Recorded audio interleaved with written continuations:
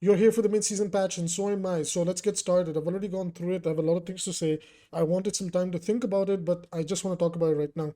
Diva's major perk is struggling to compete with the other perk that she has, which allows her defense matrix to give her overhealth. Unfortunately, no matter how appealing the heavy rockets look, and it's actually really fun to use, the problem is in the current state of Overwatch, survivability is king. And when you come down to playing the game in a competitive environment, people will want to min-max the most, like just the amount of sustain that they can get. And unfortunately, even though this slight rework to heavy rockets is interesting, it's not going to be enough, at least in my opinion. I think she's going to be really good in blowing up characters like Roadhog, maybe, and Torbjorn, but I don't see her really using this perk still. The number of rockets has been reduced from 8 to 7. The impact damage has gone down, but the explosion damage has gone up to 22, which is a huge buff. Explosion radius has also been increased to 3 meters, and the projectile gravity has been increased. I don't understand what projectile gravity means, so I'm not going to sit here and pretend I understand what it means. All I do know is that it got slightly nerfed in order to be buffed. So sure, willing to try it out. I still think the original major perk was fine. I actually used it a lot and you can go crazy with it, but still not a fan of this change. I think instead of going for this, which is a nothing burger, they should have nerfed the other perk that gives her survivability, because she just struggles to die, and it's incredible how she struggles to die. On the other hand, you have Orisa, who gets a nerf, but it's not a dedicated nerf, it's a slap on the wrist. Armor health has been reduced just a little bit, but again, it doesn't matter because of how good she is in rotating Energy Javelin into the Fortify perk, into the armor that she has on her. This is a slap on the wrist. We are still in an Orisa Ram meta, and the hilarious part is Ramatro got no changes, Ramatro got no bug fixes. I'll go down and double check just to be sure. We are still in an Orisa Ram meta. Like, I feel like Overwatch's community has been getting such nothing burger patches that they don't fundamentally understand that the point of a patch is to shake up a game, not to slightly change things up. Orisa and Ram are the meta, and they're creating the most obnoxious meta of sustainability, survivability, and just spamming poke down different chokes. That's not that fun. Okay, there can be fun metas for poke, there can be fun metas for dive, there can be fun metas for brawl, and then there's also their boring versions when they're revolving around sustain. And this is a nice slap on the wrist, but it doesn't solve the entire problem. A lot of the strength is also coming from the fact that at some point you can pick up the barrier, and the barrier is really underrated. I know people don't want to give it credit and think the spear thingy is better, but sometimes the barrier uptime over the energy javelin is much better. On the flip side, the Fortify overhealth she gets really helps stacking over the armor and everything, allowing her to survive a lot more. So I, I really hope next season Fortify's perks get nerfed, or just Fortify gets nerfed, because this isn't enough. I will say though, to be fair, I think in 6v6 this is going to be felt a lot more than 5v5, but at the very least in 5v5, which is the core game mode, so I do have to judge it based on that, Orisa is still here to stay. She's not going anywhere. She is still the best tank in the game. Reinhardt, they're changing the major perk. The overhealth gain will be 100%, which is like, I think now he's going to get 300 overhealth, if I'm not wrong, since that's how much damage he does. We'll double check that in a moment. Sigma's experimental barrier deployment cooldown has been reduced so he can spam it, which is gonna be really fun if you're playing double shield in 6v6. So thumbs up, double shield got a buff. Massive impact, minor perk, knockdown stun now reaches a max duration at 30 meters, down from 40 meters. So they, if I'm not misunderstanding this, this is a slight nerf so that he can't snipe people across the map and shut them down and just a little bit closer to him.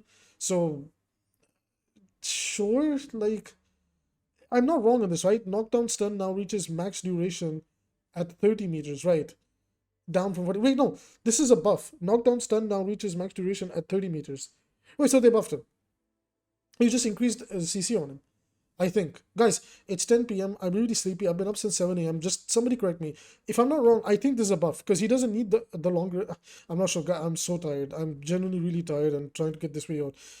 Winston, short circuit minor perk, bonus damage to buildables has been increased to 100% from 50. I like this change.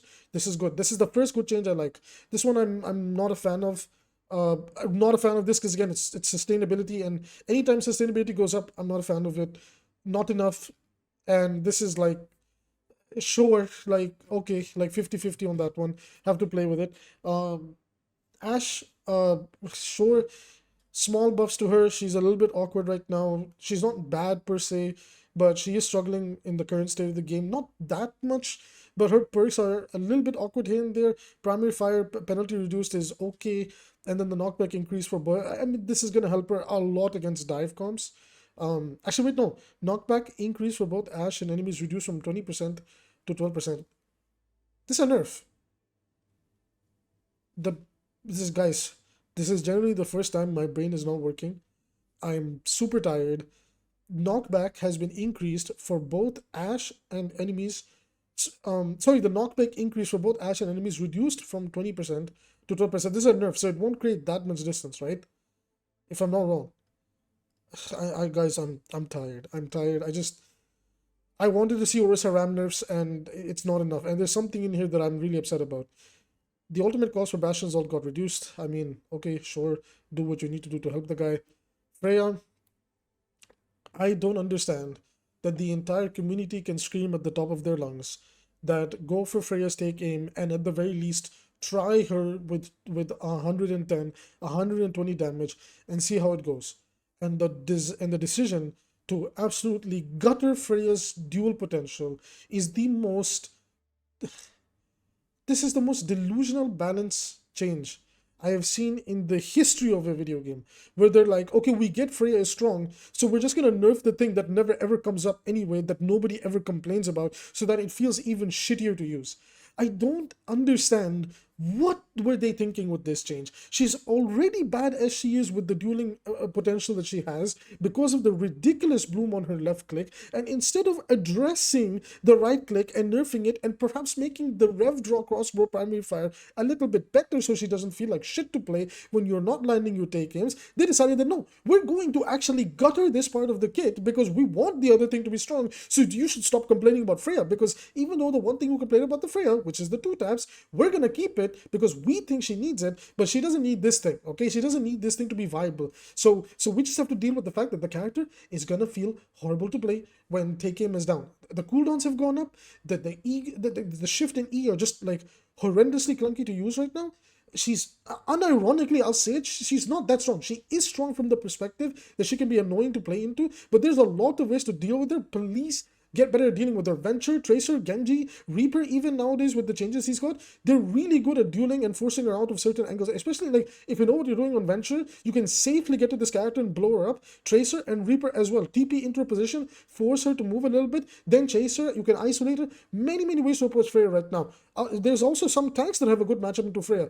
Yes, I agree that on launch she was very strong, but right now people have to be a little bit more fair. She's not that strong. You can't take every DPS that's viable and just gutter and make them feel worse to play over time. Otherwise, we're still just going to stay in sustainability meta, and we'll have less and less options in this game to deal with what is strong in terms of sustainability. And the problem is that supports and tank abilities that allow them to sustain never see the nerfs. So the only role that fundamentally suffers at the end of the day across the entire role itself, whether it's hitscan or projectile, it's still the DPS role that takes the hit in these patch notes to some degree. The next change is actually very opposite end of the spectrum that I'm very happy about. It is a huge Hanzo buff, and I'm going to say that I don't think he needed it, but I'm happy that he got it. The projectile size is actually getting increased, which is a huge surprise. I, again, don't think he needed this, but sure, why not? It'll help some bad Hanzo players. I've been very good at landing my shots, but to be fair, I've been playing this character for 10 years. I'd be surprised if I wasn't. The ultimate cost going down is a very needed change, and the damage per second being increased has been something that he needed desperately. So now he has the stronger damage, and now with more damage and the dragons flying in faster, it's actually going to be a good ultimate. If you can get it off and the immortality fields and all the I survive buttons or I teleport away from this location buttons don't activate, this ultimate is actually going to be a threat. After 10 years, Hanzo is actually viable. Thumbs up. He might even be slightly meta relevant. Dragon Fury major perk got a buff. The attack speed duration has been increased from 1 to 2 seconds. So that means you'll be able to charge your bow even faster and hold the charge even faster before landing a shot to re-trigger Dragon Fury. Thumbs up. The cooldown speed reduction time has been increased. You're never going to take this because, as always, Dragon Fury is just that much better. Junkrat actually gets some nice buffs in here. The Aluminium Frame minor perk now prevents trapped enemies from being healed instead of revealing them through walls. This is actually not that bad, and I feel like people might not give it some of the credit that it deserves, because basically now if Junkrat captures somebody in his trap, it's literally an anti-nade. And if you know how to throw the aluminum, like, you know, aluminum frame, what am I saying? If you know how to throw his trap behind the enemy and get them to walk into it, this is actually going to be insanely good, right? Or if you know how to mark flanks so somebody gets caught, they can't be saved in it anymore. I'm not sure if you can Suzu or not, and I know my good friend 𝐒𝐿𝐿, who'll probably watch this video, is going to do his research and let me know in the comments if you can or cannot Suzu this thing. However, like, ignoring the Suzu argument, I still think this is an amazing, amazing change, and more perks need stuff like this in order to make them a lot more interesting. I like this. I never liked the revealing them through walls, because Junkrat is just not the type of character that needs to know where people are in order to follow up. Like, he knows usually like where people are regardless, because of just the nature of the game and how obvious it is when people's footsteps are so loud, and, you know, just being aware and using our eyeballs and ears is not that hard, is it? TikTok, on the other hand, the concussion mine arming time has been reduced, so it arms much faster, so you can do more damage. As nice as this is, I don't think it's enough for you to take it over the other major perk. The other major perk is a huge buff to his gameplay, and he desperately needs it to compete in the current state of the game. Very, very, very, very, very, very, very minor buffs, but these two are the big thumbs up. So far, these are the only two, in my opinion, that are the big thumbs up in here. Reaper ultimate cost going up makes no sense, since Death Blossom is a garbage ultimate. I don't understand why this is going up. I know why it's going up. I'm not going to sit here and pretend like he didn't get the damage buff and they're adjusting for it. But again, just stupid to make adjustments like this. Tracer's Pulse Pistols, the spread is being lost, but they're keeping the 6 pellet damage because they want Tracer to be meta. Guys, for God's sake, I would rather Tracer keep the spread, because it's very much harder to play Tracer in the current state of the game.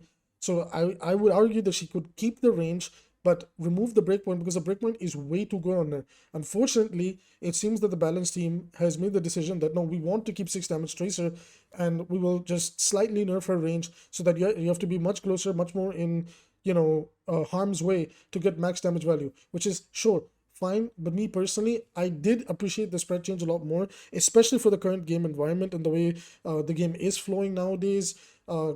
Compared to the, I think we could have traded off the 6. That's just me personally.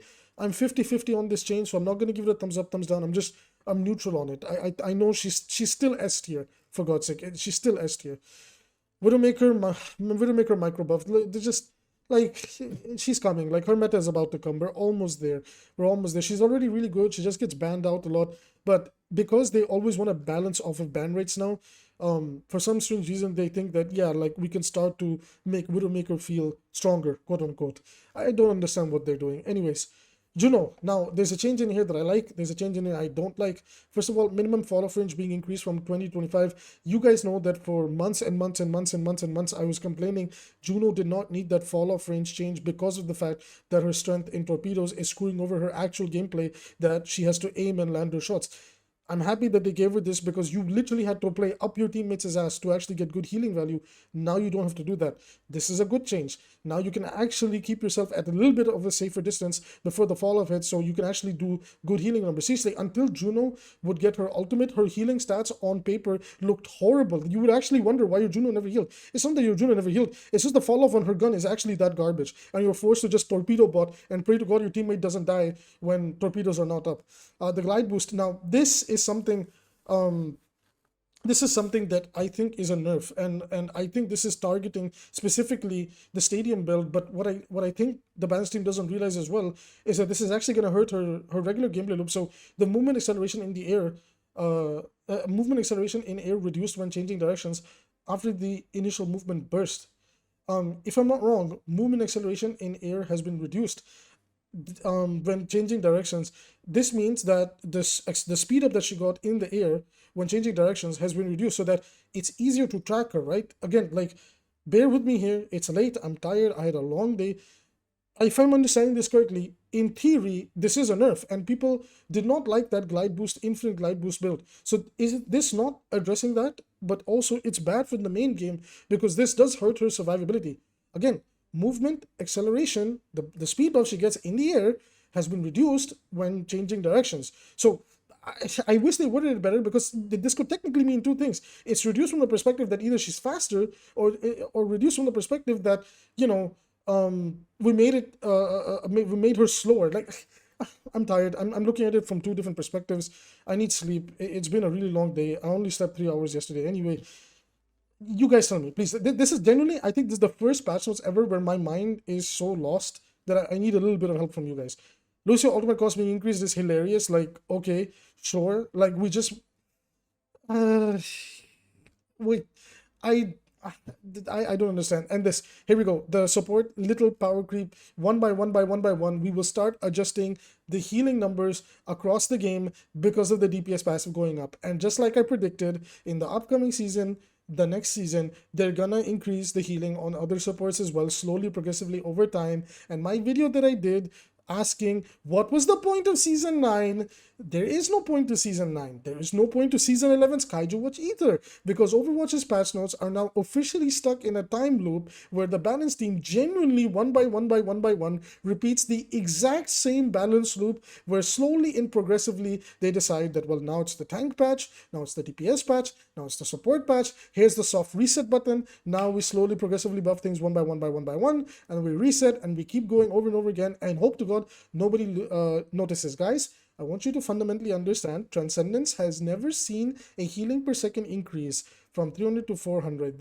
We are now in a world where Transcendence is doing 400 healing per second. So if you do not apply the DPS passive, you are going to deal with a Marvel Rivals Luna Ultimate level strength in your face, and in theory Harmony Orb has gotten stronger. The reason this is a call for concern is this is usually them showcasing their philosophy that they don't like how the DPS passive is affecting the supports, because surprise surprise, they decided to put that passive into the game, and now one by one they're gonna realize that this support feels bad to play, that support feels bad to play, this support feels awkward to play, healing's gonna progressively go up, and then they might do some compensation buffs here and there, and then the tank role is gonna feel a little bit weirded out because supports have more control over the game.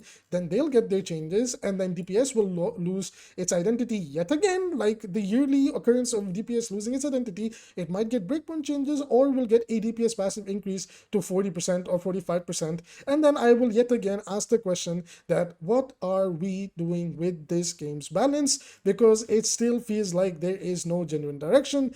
The Flashpoint reworks and everything look nice, although honestly the reworks are a lot more minimal than I thought they would be. It honestly just seems more of like a graphical upgrade, which honestly, not gonna lie, the graphical upgrade looks really cool, and I really like a lot of what they've done across the different maps, so big thumbs up. I did go through it, and I think it looks really good. The stadium changes are interesting. TLDR on the stadium changes is they are addressing some of the more stronger builds, and they're nerfing some of the more obnoxious builds. There's one buff in here I'm not a fan of, the Mei applying even more slow. Like the second fire will apply the slow, not a fan of this with the slow ball. Ana gets a nice new item to help her out, to give her more weapon power, big fan of that. Juno's getting some help to perhaps diversify her builds, but nobody cares, we're still building her infinite torpedoes. Kiriko's one is trying to make clone build not that obnoxious, but a little bit more balanced while allowing it to scale so that it doesn't feel like Kiriko doesn't have a reliable build. I'm 50-50 on this. I think this could spiral out of control, but the changes to clone having a delay before they do any healing or damage is also nice, and allowing them to contribute to her stadium cache is nice, since Kiriko's stadium cache was scaling really weirdly. So stadium team is always honestly doing pretty good for whatever it's worth, but it's the main game's balance that feels really awkward. Again, if we think about it to some degree, right, gonna ignore this because let's be real, if you're playing competitively, if you're playing D.Va competitively, you'll still always take her quote-unquote fortified perks. Just like on Orisa, you'll always take her fortified perk. They're trying to give Ryan his own fortified perk by allowing him to get away with, like, you know, the charge damage, converting into overhealth. Then Sigma is being allowed to spam barriers, which again helps his sustainability. Winston change is actually the goated one in here. Ash change is sure, whatever. Bastion change is sure, whatever. Freya is the biggest joke of all time. This is the biggest joke of a change I've seen in the history of this game's balance patch. Hanzo is very nice, thumbs up. Like, we went from a very bad balance patch change to a very good balance change. I don't understand how they cannot apply this logic that they're doing down here. Up here is just extremely awkward. Junkrat is also nice. Reaper is not, I'm not a fan of it. Literally one of the worst ults in the game, and we're nerfing one of the worst ults in the game. He literally doesn't even see play in pro play, so I don't understand where the hell Reaper has become so viable that we feel the need to hurt him this much. Okay, personally not a fan of the Tracer change because I think 6 damage is way more obnoxious regardless. But sure, whatever. But by the way, Genji 28 damage is way too much, remember guys. And Widowmaker micro buffs, not a fan, because the problem about these micro buffs is not what it looks like right now. It's when you think about everything else that's stacked up together. It's the same thing that happened with Tracer. Tracer had the spread. Tracer had the 6 damage. Tracer has the perks. Put all of that together and you get the strongest Tracer we've ever played into for the past 1 month. Anyways, the same thing's happening with Widowmaker 1 by 1 by 1, is that eventually if Widow does not get banned on a map and you play into her, holy hell, you're gonna feel all her micro buffs. Juno change is good, but also, if I'm understanding this correctly, this is a nerf to the movement, not a fan of it. Lucio change, not a fan of it. Again, it's just like, I understand why they're giving sound barrier a cost increase, but why are we making the game quote unquote go back to normal if we made big changes with the DPS passive to change the state of the game? It just, Lucio got a buff, and his buff allows him to build sound barrier a little bit faster, and then they decided let's nerf it. So now it's back to normal. You guys see what I'm saying here, right? It is genuinely a time loop at this point that we're seeing. Transcendence is healing for 400 healing a second, guys. Please understand how bad this is. It's not this patch. It's the fact that this is their perspective. It's their mentality. It's their philosophy that no, we don't like the DPS. You know what the developer comment is? Here, I'll show you, because people think I'm a lunatic. People think that, oh no, I'm making shit up. They literally say it right here. This meta has been in a steady state for season 17. Yada, yada, yada, yada, yada. Over time, we've learned what's necessary for perks to stand out. No, they haven't. As an interesting choice. And well, actually, I'll let them prove this to me in season 18, because there's many perk changes. So I won't say anything on perks just yet. I'll let them cook for season 18. I'll be fair. Okay. But over here, they say that we are making changes depending on the meta. Orisa has seen her matchup spread shift since the introduction of hero bans, particularly when it comes to facing beam-based weapons. Being able to dodge heroes like Zarya has brought up her popularity and performance. No, that's not why she's that good. Orisa into current version of Zarya is actually way better than people want to give her credit for. Current Orisa can actually bully current Zarya. So we're pulling back on the survivability cooldown cycle. She's still very good. For Freya and Tracer, we are pulling back slightly on the damage capabilities, attempting to find a good middle ground. This is not the good middle ground at all. Zenyatta also sees Harmony Orb healing increase. It's been lacking in an environment with a more powerful DPS passive role, but this is the problem. This is how it all begins. It's the same cycle and loop. And I've been here before. That's why I did the video called "What was the point of season 9?" Here, I'll even put it on the screen. Please, if you've not watched this video from me, watch it, because I make you see the same loop happening, and you're gonna watch the same loop happen again.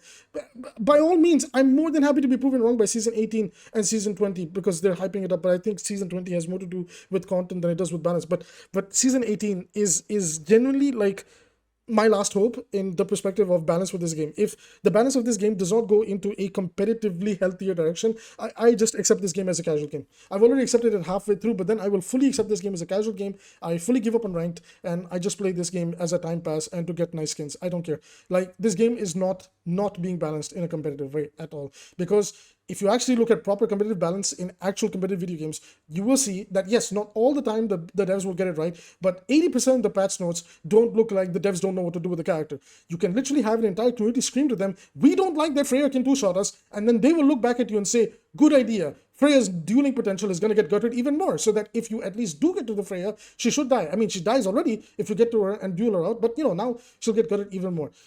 I don't understand how this is the same balance team that will do this type of a change to Freya, which, by the way, now means that other characters may also be prone to changes like this, where they'll see other parts of their kit get gutted for something to be viable. But this is also the same balance team that gutted Hanzo, embarrassingly reverted it months later, and then decided that out of nowhere they're going to gigabuff him. Like, what is going on anymore with the balance in this game? You know what? Just see you in the next video.